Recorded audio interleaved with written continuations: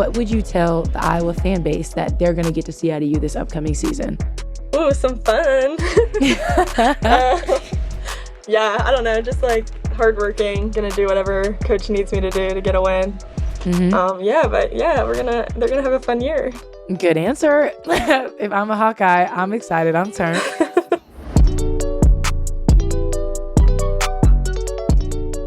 Welcome back to Sometimes I Hoop. Today, we've got one of the most dominant scorers in the country. Quick humble brag, ranked third in scoring last season with 23 a game, Big East Most Improved Player, and the newest Iowa Hawkeye, none other than Lucy Olsen. Thanks for hopping on the pod. Yeah, thanks for having me. Of course. Well, a quick icebreaker before we get into the basketball talk. What was the first concert you ever went to? I think Charlie Puth. Charlie Puth? Is that the guy who is on TikTok like crazy and does all the perfect, did you see him do the Do-Re-Mi stuff? The Do-Re-Mi one? Yeah. He ate that down, not gonna lie. Very impressive. I know. I used to love him. I still like him a lot, but I used to love him. That's a good first concert. I feel like that's the first one we've heard of that, so that's amazing. But jumping into the basketball landscape, transferring to Iowa, we'll just start there. You had an amazing junior year at Villanova, huge jump. What motivated your decision to enter the portal? Yeah, I mean, it was a bunch of things, but I think because I only have 1 year left, I don't have a COVID year, which really stinks. I wish I had one more, but at this point, and like the women's basketball thriving, like I just wanted to go to a school that really appreciated women's basketball and just go to a bigger school for my last year. Oh, yeah. I mean, and Iowa is the queen, top of the mountain for that right now. So, I mean, you made a good choice. So, moving through the transfer portal, when and how did Iowa come into the picture to be your final landing point? Yeah, I didn't have, like, an idea when I entered. I was just like, okay, let's enter the portal. Let's see what happens. And they were my first call. Coach Bluder called right away. And, I mean, it was Coach Bluder. I was like, my hands were sweating. I was so excited. I was freaking out. Yeah. And yeah, I just like loved her through the phone. And then my parents, we got on a Zoom call with the rest of the coaches. That went well. I was talking to other coaches in the meantime, and then they were like, all right, let's get you out here. And I was like, okay. So then I just went and visited. I just loved everything about it. And then I committed the next day. So I didn't go on. Oh, so it was quick. It was quick. Okay, I love that. And so you talked about your connection with Coach Bluder. But not soon after you committed, she left and Jan Jensen took over. So did that impact you in any way, or it seemed like you were close enough with the rest of the staff to continue with your commitment? Yeah. I mean, right when she called me, I was like, what? Yeah. Because I had no idea. And she, like, didn't mention it. She, like, didn't know yet. And then, but when she was like, Coach Jay's taking over, I'm like, okay. Like, I met her. She was always there when I was with Coach Bluder. So I don't know if that was on purpose or not, but she was always there. I loved her. And then I loved the rest of the coaching staff too. And they were all staying. And then when the whole team was staying too, that like solidified it for me. I'm like, okay, Coach Jay's got to be pretty awesome. If the rest of them are staying, if they didn't like her at all, they would leave. So, yeah. Yes. I mean, that makes sense. I feel like the players typically give you the most insight into a program. So if they're all staying, there's got to be good vibes there. Yeah. So you're kind of a hometown kid, being from Pennsylvania, playing for Villanova, very close to home. How does it feel moving to not only a new program, but a new state, which is in the Midwest, pretty different way of life than Pennsylvania? So is there any nerves with that, or just mainly excitement getting to go to a new place? I was nervous at first. I've never really been that far from my parents, and once I got here, it felt like it still feels like I'm just at like basketball camp or something. Yeah. Like, I text my friends all the time, and I'm like, because a few of them transferred from Villanova too. I'm like, do you ever just think you're just like in a dream? Like, what's going on? When am I going back to Villanova? Like, not in a bad way, but it just feels like so surreal sometimes. But I don't know. I think because I'm a senior, like if it was my freshman year, I don't know if I would have been able to handle being so far from home. Like, I went home all the time. But since I was in college a few years, I progressively stopped going home each year. I don't know. I feel more comfortable, and everyone's great here, so it feels like family. Yeah, second home for sure, as any college campus should be. And I think your point about, like, now you're older. So for you being a senior for this team, being one of the vets, because they lost a lot of not only scoring, the statistical categories, but a lot of their leadership. And so you stepping into that role, have the seniors who graduated, Caitlin, Kate, Gabby, have they given you any type of words of advice to pass the torch or shown support for you guys moving into the next chapter of Iowa basketball? I've talked with Caitlin a little bit. She's very nice. She's like, let me know if you need anything. Like, I'm always here. I went through a lot. Like, I got you. But they were a little busy with their season, so I haven't talked to them too much. Yeah, makes sense for sure. They're a little busy too in the league, but I'm sure, I mean, Iowa seems like everybody's always coming back to support the program. I'm not sure that they'll be there to show face for Coach Jan in her first season as well, which is really exciting. Yeah.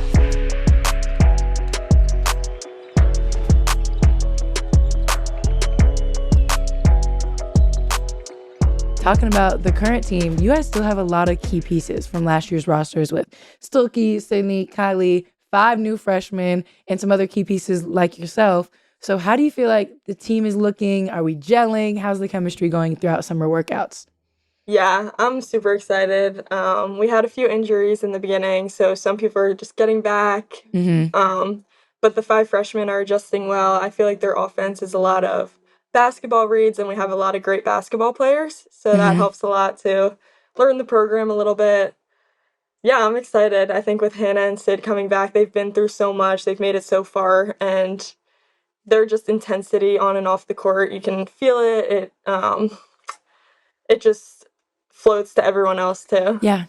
No, for sure. I feel like them having Final Four experience back-to-back years, even though, they lost a big piece of the team, like, they're still there. They know how to get there. They know what it takes. And so I feel like that combined with your veteran presence, also being a top 4 seed, hosting the tournament, you guys have a lot to kind of instill in the younger players, which I'm excited to see. Because I feel like a lot of people are like, oh, people left, whatever. Y'all are still a whole bunch of hoopers who are going to be able to get it done. So I think it's really exciting. And you guys have a great non-conference matchups with Tennessee, Iowa State, which is always a big game. So how has that been kind of stepping into the Iowa State rivalry? I know I talked to Kiki and she didn't know the difference between, you can't wear blue on the USC campus, and she's trying to figure out the new rivalry. So is there anything like that with you stepping into that? Yeah, I would say I don't really feel it as much because I'm not from Iowa. Yeah. But for my Iowan teammates, like, yeah, I'm going to be here for the rivalry. But every game, like, I just want to win. So oh, yeah, for sure. I don't know if I feel that extra or not. We'll see as the week comes up. Yeah. Maybe as you become more of an Iowan and you're locked into the culture and everything, then it'll be a bigger game. I get that. Yeah. Well, beyond stepping into a new program, you're also coming to a completely new conference, which is having a lot of shakeups and realignments. And so bringing in some of my Pac-12 loved ones with the LAs, Oregon and Washington, how have you not only been preparing for a new conference, but also the addition of new teams with different playing styles? What is that? Has that been conversations or things to think about moving into Big Ten play pretty soon? Yeah, I mean, it's pretty weird because you play the same teams for 3 years, and then all of a sudden it's like, okay, a whole new conference, which I've played a few Big Ten teams at Villanova, which is nice. But yeah, now these new teams being added, I've never been to California. I'm playing like these teams. I know. Wow. I gotta get there. Yeah, you do. But yeah, I don't know. It's gonna be interesting. Just the physicality is different. I feel like I had to adjust to that a little more in practices and stuff. But yeah, I'm just excited to play new teams. Yeah, I mean, I think every conference has a completely different style of basketball, like from the Pac-12 to the SEC, all around. And so I feel like that's so cool you get the opportunity to play against it in practice, obviously, to get little shifts of it. And so what do you feel like is the biggest adjustment for you moving from the Big East to the Big Ten? Do you feel like there's a different, like you talked about, more physicality? You feel like there's a difference in playing style between the two conferences? Yeah, the Big East was definitely slower. The Big Ten just runs, like run and gun. I'm like, I need to get in better shape for this. Oh my God. Yeah, I feel like the Big Ten, they really be moving, especially Iowa. Like Stuelke runs the floor so well. And so specifically with the two of you, her kind of being the anchor down low for last year's team, as she will be again, how have you guys really been working on your connection to be that pick and roll 1-2 punch, hitting her on the move like she likes to be. What have you guys been doing specifically, and how is that, chemistry coming together? Yeah, she was out for a little bit so she's coming back now and just playing with each other like in practice or if we stay after for a bit. We live together, so that helps build some Okay, yeah, chemistry off the court, for yeah. sure.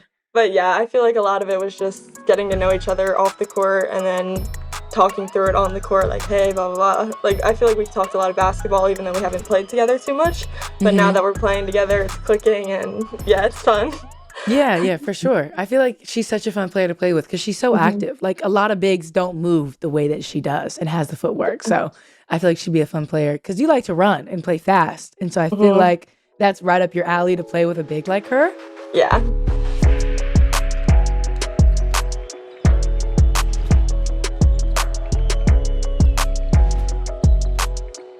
Taking it back a little bit, jumping into your early hoops and getting into basketball from Collegeville, Pennsylvania. How did you pick basketball? Who really put the ball in your hands to get started? I have an older sister who's 2 years older than me, and my parents like just put her in basketball like young, and I didn't have a league yet because I was too young, so I would just be on the side like dribbling a ball at her games. And then, I don't know, my parents just said I always had a ball in my hand. Like, my dad would take me outside to play in the driveway. And, like, my older sister liked it, but they could just see that I, like, loved it. Like, I always wanted to be outside and have a ball. I don't, like, remember it or, like, when it clicked or I don't remember any of that. But I still love it. I just play to have fun. Yeah, it's just always, I feel like I had a very similar experience where my older brother played, my parents coached. So it's just kind of something that's always with you. Like it was never like, oh, I want to get into this or, oh, like I dread going to practice. Like I just wanted to be outside in the cul-de-sac doing whatever he was doing. And then innately it was my thing too. Yeah. And so I feel like that's the best way to get into it.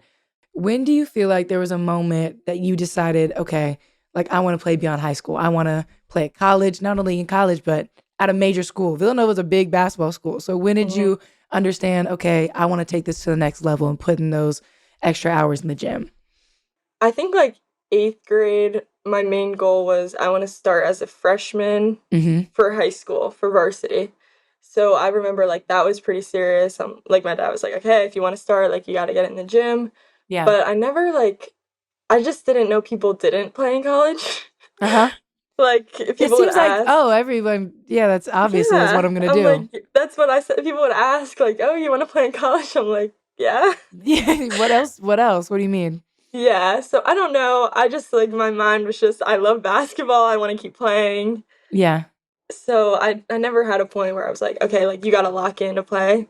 It was more of, I just love playing basketball. Yeah, I want to keep playing. Yeah, you're like, what else would I do? I want to play as long as I can. Exactly. Yeah. That's still how I am. I'm with you. And picking Villanova, what about Villanova stood out to you? Did you take an official visit and be like, or was that wasn't COVID, was it? Yeah, I didn't get any officials. Okay, so then what made you want to pick Villanova? Was it all over the phone and just like, yeah, nice getting to know you. Like, I'll see you there. What was that like? Yeah, I don't remember meeting the team. Like, I grew up going to some of the Villanova camps or a few of their games. So I knew a little bit, but we walked around campus one day. It was like my highest offer, I'd say, and like I loved the family. Like they have a family atmosphere as well, and I don't even know how I like figured that out if I didn't go on any visits. It was just the vibes over the phone or something. Yeah, I don't know what it was, but I just liked it, and it was close to home. It was like the perfect fit for me at that time. Oh, I love that. And so you get to Villanova freshman year. I know for me, I had a very humbling experience freshman summer having to play against Lexi Hull and Dejanay Carrington. And I'm like, what do you want me to do here? So getting to Villanova, having those first few practices, was it what you expected or was it a bigger adjustment that you were going to have to make? Well, when I was coming in, like their point guard just left. Okay. So there was a point guard spot open and like they didn't really have like a true point guard on the bench already. Yeah. So it was like, okay, there's a spot open, you just have to take it pretty much. But then, like I said, Maddy Siegrist, like, she was there. She's obviously not a point guard, but I remember the first few practices, she, like, just didn't miss. Yeah. And I'm like, oh my gosh, this is so different than high school. Yeah. Yeah, I mean, like, it was a big adjustment just because people are bigger, faster, stronger. Mm-hmm. Um, but it just took me a few practices to be like, okay, we're still playing basketball. Yeah. Just play, calm down. You obviously have to settle in. But I Mm-hmm. remember being like, holy crap, Maddy, like, you don't miss. Yeah. No, she really doesn't. I was at AU this past year with her, and I was like, girl, you can take a break. You ain't got to be making all these shots all the dang time. And I it's like know. contested too. It's not Yeah. even like they're wide open. Mm-mm. But talking about that adjustment from high school to college, we talked about bigger, faster, stronger, everybody in college. What do you feel like specifically for you? You felt like you were going to stand out immediately. You talked about the point guard role being open. What were you able to bank on yourself and be like, okay, I bring this to the team. This is what's going to get me that starting job? Just like my ball handling. Mm-hmm. I'm fine with pressure. Like that type of thing. I feel like in high school, we didn't have anyone else that went D1 on my high school team. Mm-hmm. So I like did a lot. You As carry the probably team. I got you. most of us did, yeah. Yeah, yeah, yeah. Um, but I think just like ball handling, because Villanova didn't really have a true point guard, like that type Yeah. of thing. So I think that's what I came in as, and then just Yeah. my hustle. But a lot of people have a motor, so I don't know. Yeah, a lot of people have a motor, but I feel like when you play, you're like, you're there, you're on the ground, you're running, you're like, your motor is like pedal to the metal for 40 minutes. And so I feel like that's different, where a lot of people, their motor is just like, okay, like I can go fast the whole game, I can run with pace. But like when hmm you're doing it while continuously taking charges, diving on the ground, like I bet your jersey is soaked after games. Like I'm like, dang, I see you working the whole time, which I feel like is a really special trait to have. It's an intangible thing that coaches hmm look for that sets you apart. I feel like teammates respect people a lot for that. So I think that's definitely something that sets you apart as a player. As a freshman, you guys had a great season, 11th seed in the tournament. And then was that like a surprising thing to be an 11th seed after going 24-9? Then you guys upset BYU. What was that tournament run like? Because I feel like you guys were kind of under the radar that season compared hmm to later seasons when you guys really started to heat up in the Big East. Yeah, I definitely remember, we made March Madness. Like, it did not matter what seed we were. We were just like, Yeah. we made it because we were right on the edge. We were Yeah. on the bubble of it. So Hmm. that was super exciting. Yeah, and then when we beat BYU, that was an upset. So that was also crazy. Yeah. Yeah, I don't know. We were just like so pumped. Like we knew we deserved to be there, but then like we're like, okay, we can just play. There's not really a lot of pressure. No one expected us to be here anyway, so let's just Yeah. go out and see what happens. And then we beat BYU, and we're like, what? That was awesome.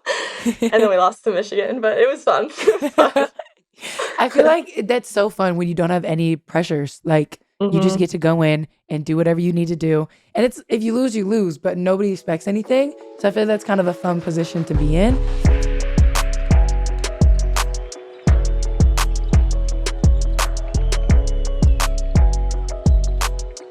The next season, 12 points a game. That's a big scoring jump.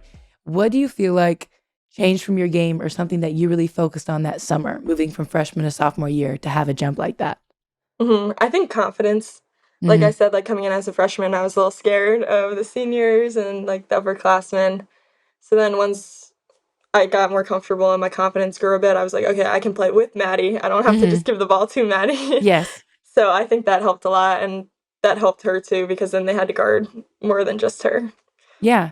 And you guys really became a 1-2 punch that year. And it only got better with your connection moving into your junior year. But specifically your sophomore year, like you said, now it opens up things for Maddy. It opens up things for you, the rest of your team. So when do you feel like you guys really solidified being that 1-2 punch for Villanova, the go-to players? And also, like, how was that for you? Defenders had to lock in on you now more than they did the past year. You know, you were getting Mm, harder scouts, better defenders are now up on you. How was it dealing with that? yeah, I think it just like naturally happened with Maddy and I. Like she would be like, shoot it, like you're open, shoot it. Like Mm-hmm. she instilled confidence in us as well as the coaches. Um, yeah, I don't know. It just seemed natural. I don't think anything specific.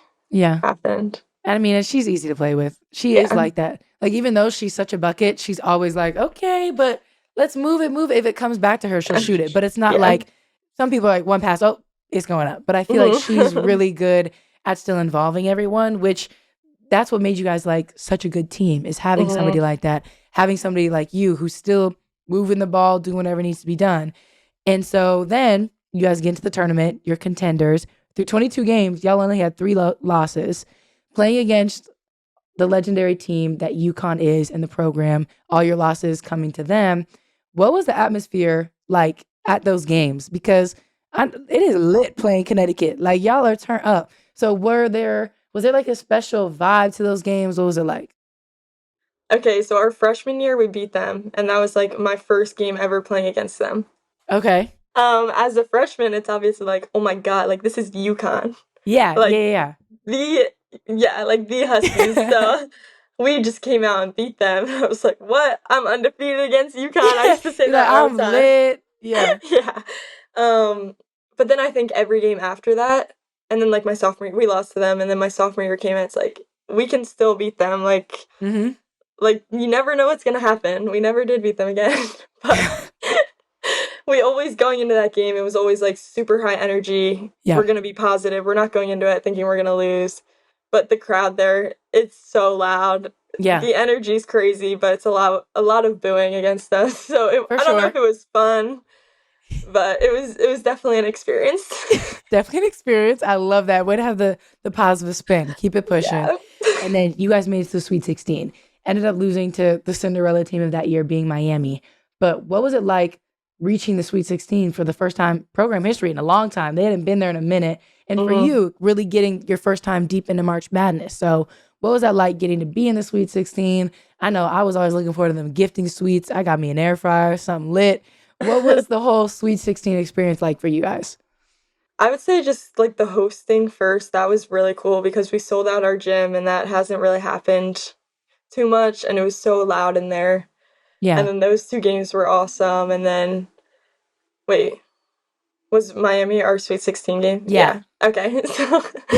So then we're like, okay, we're getting on an airplane. Like, we're going to South Carolina. We're playing Miami. This is going to be awesome. Mm-hmm. Yeah, it was just like really good vibes all around. Again, we've never really been there. And so it's like, it's not too much pressure. It's just like, let's see what happens again because Mm-hmm. it is what it is. But yeah, we just like went out there and played. I remember that game too. We were down so much. It was I think we got down 20 and then came back and like Mm-hmm. tied it up and then we lost. But so that was like we're like right there. Like that's so annoying. Yeah, But it was a really cool experience all around. for sure. I feel like the Sweet 16 is it's really fun because that's what, like you said, you get to travel and you get to be there Mhm. for a minute.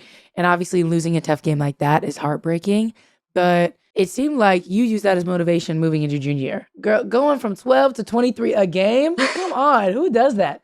11-point difference is crazy. So what do you feel like allowed you to make that jump in scoring? Obviously it's different. Maddie left. All eyes are on you to kind of take charge of the team, but it seemed like you really expanded your skill set as well to be able to take on that role in stride. And so, what do you feel like were your main focuses that summer? Yeah, definitely pick and rolls. Like that's been a focus. How to use my body, getting stronger. That was a big Mm-hmm. one. Yeah, I think a lot of it like was just not being used.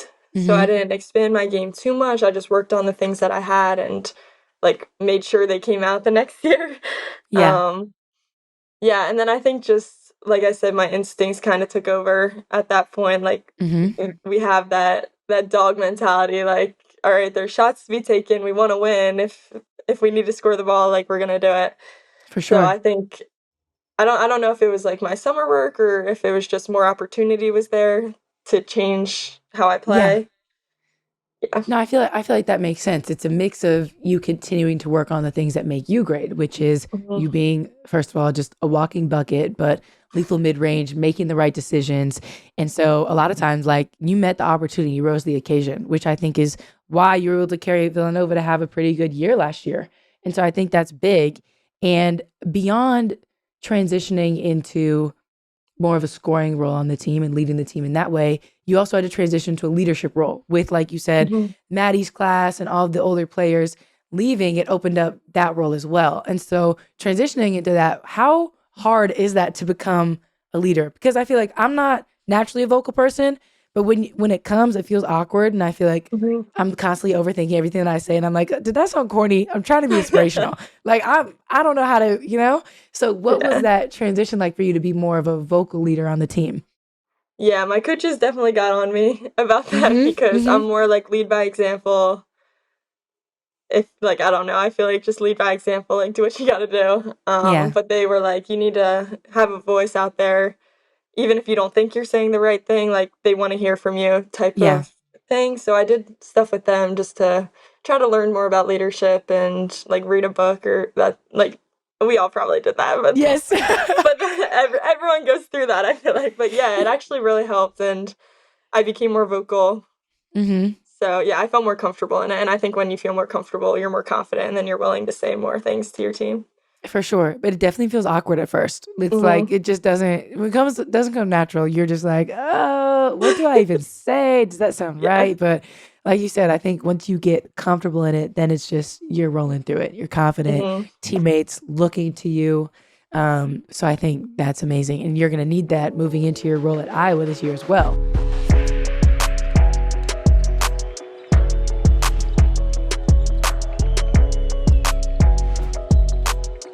But thinking about your upcoming year, senior season, big stuff, how would you describe the evolution of your game from freshman year to now? I think stronger. I don't know if that's like a basketball, but Yeah. that's definitely one I had to focus on. And just confidence. I think those two things, they bring out the best basketball part of you. And like you can only do so much with when you're weak or when you're not confident at all. You're not going to be the best that you can. So I think those two things were my biggest growth throughout my college career. Yeah, I think you're completely right. Like you can work on all the skills in the world and you can be in the gym shooting, but like you get out to the game and you're second guessing it, it's not going to play out how you wanted it to. And all those outers in the gym are really going to be for nothing if your mindset isn't right and your body isn't prepared. So I think you're completely on the money with that one. But you talked about being at a bigger school of Iowa, and specifically, it's kind of a women's basketball school nowadays. So you guys already sold out your season tickets. How excited are you to get to play in front of a sold out crowd night in and night out? Yeah, I'm excited. I can't believe that. Like we practice in the gym and there's so many seats in there. It's way bigger than our Villanova gym. And I'm just like, all these seats were sold? Like I can't wrap my mind around it. And I've never been to a game, so I'm so excited to walk out for the first game and just feel the energy of the crowd and that everyone there like wants to come watch us. Like I don't know, it's wild to me. Yeah, it's definitely hard to fathom that all those people are going to be filled. I feel the same way. Whenever you're in a big arena, you're looking around, you're like, you're telling me there about to be how many people up in here? How am I going to be able to talk, hear myself think? Like, it's crazy to play in an environment like that. So I'm excited for you. Also, with the upcoming season, ESPN doesn't have you guys in the way too early top 25. Are we using that as motivation? What are the team's vibes moving into the season with that? Yeah, for sure. I mean, come on, like we got so many people returning, like we put a new team together, like let's go. But no, it's definitely fuel. We've talked about it. Yeah, but underdogs, like we said, are always good. Like then you don't have too much pressure. You could just go out and play and make something happen. So everyone loves an underdog for sure. I feel like everybody always gets behind one, especially you guys. Like the storyline is huge. Like you back-to-back Final Fours, losing key players, rebuild. Who doesn't love a rebuild? Like y'all finna come out and go crazy. So I'm excited to see you guys really shake things up. And thinking about that with the talent that's in the college landscape right now, it's insane. From incoming freshmen to final years of eligibility, senior seasons like you. What do you feel about this team this year is going to surprise the world, the nation, about what you guys have, the talent that you're bringing in? I don't know. We just want to win so badly, and a ton of people do. But the competitiveness and like I said before, Sid and Hannah have been there. They know how hard it is. Not a lot of teams can say they went to the past two Final Fours. So having people on the team that can help lead you there that have already done it, I think that's definitely unique. And then 5 freshmen coming in, you can't scout them, but they're good. For sure. Yeah. Yeah. I don't know. I think we're just people. Yeah, people are not not getting the whole picture yet. I agree. I think when teams lose players like that, it's like you talked about when Maddy left and you had the opportunity and you rose to the occasion. And I feel like a lot of the Iowa players on your team are really excited to get to do the same and showcase their talents and why Coach Bluder recruited them. She saw something in them as well. And so this is their opportunity to step on the national stage, prove some people wrong, have them learn their names. And so I'm really excited to see how you and the rest of them take that in stride. So I'm excited to watch you guys. Moving into our last section here, it's called the vibe check. It's rapid fire answers. So we're just going to dive into things. I think you're going to do great. So what's the drill you never want to see on the practice plan? We did this 2-minute ball handling one.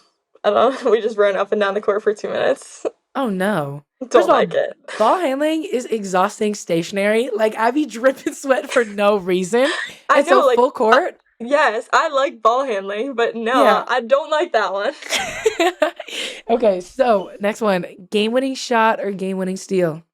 Game-winning shot. I like it. And one or three-pointer? Oh, that one's hard. I think and one, just because I don't get them as much. Okay, so an and one. Group TikTok or solo TikTok? Oh, group TikTok. Okay. Toughest place to play on the road? UConn. I was guessing the answer was going to be UConn for that one. Yeah. Who's the biggest trash talker you ever had to play against? I don't trash talk, so I don't know if... Nobody's ever just done it to you first type thing? Yeah.